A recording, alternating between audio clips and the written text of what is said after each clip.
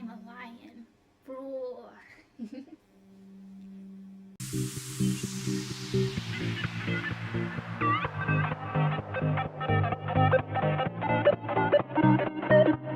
So, let's talk about alters like myself who aren't human. Firstly, it's important to note that there is a lot of symbolism in how alters can present. As complex dissociative disorders are formed from trauma, there may be representations of how the person felt because of trauma or how their trauma happened in their alters presentations. As complex dissociative disorders are caused by trauma, there may be representations of the trauma or how the trauma made the person feel in the presentation of their alters.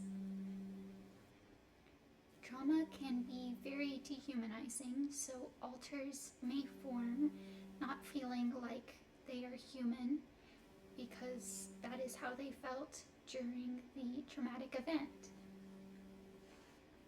How the system views their abusers may also affect how certain alters present, as interjects of abusers do exist. The system may not view the actions of their abusers to be ones that are human in nature. Or if the abuser acts differently in different scenarios, they may view them when they are being abusive as non-human, but when they're not being abusive as human.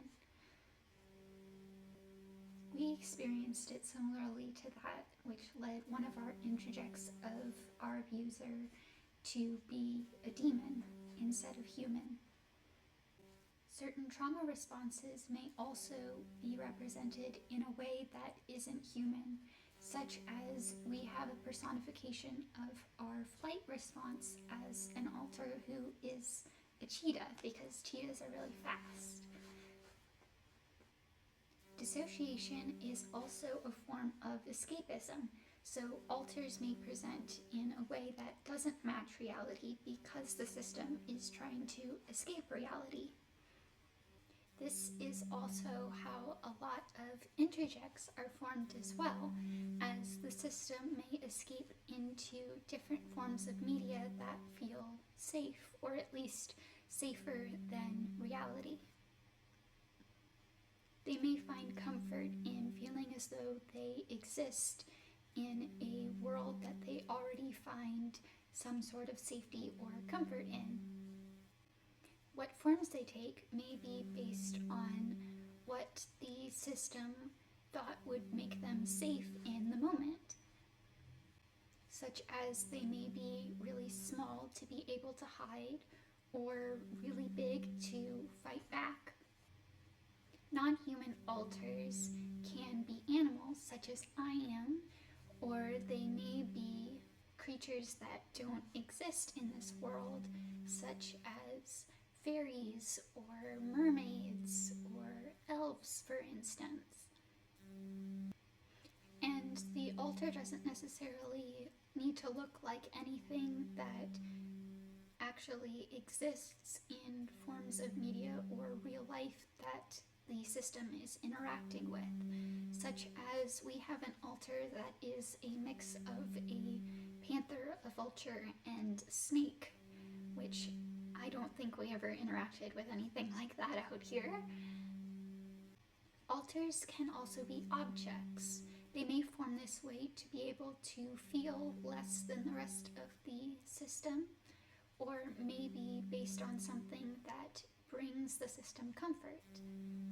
Like for us, we have an alter of the moon, which was something that felt very comforting and protecting for us as a child.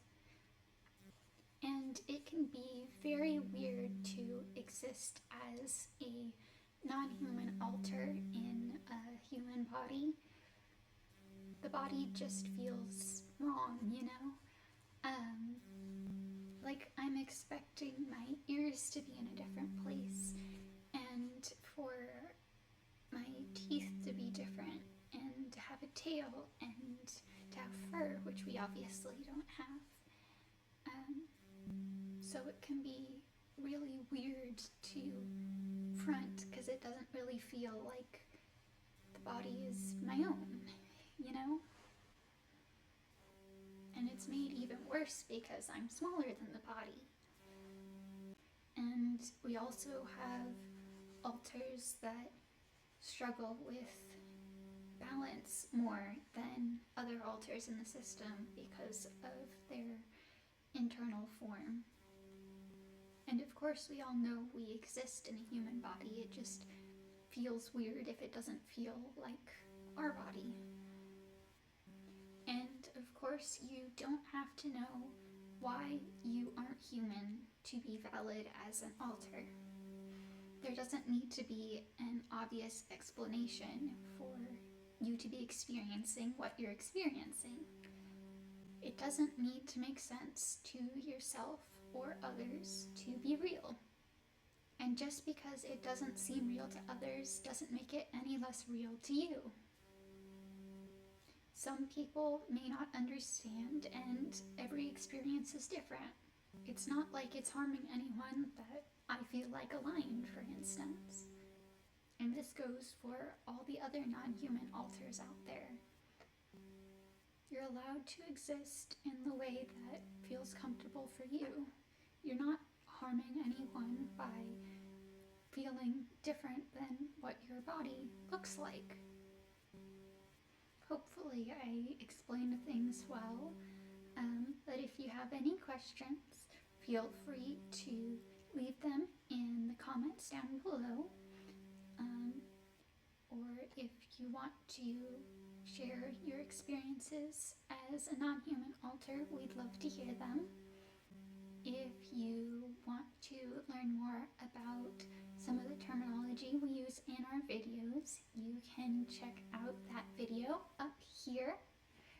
Or if you want to learn more about complex dissociative disorders, you can check out our playlist down here.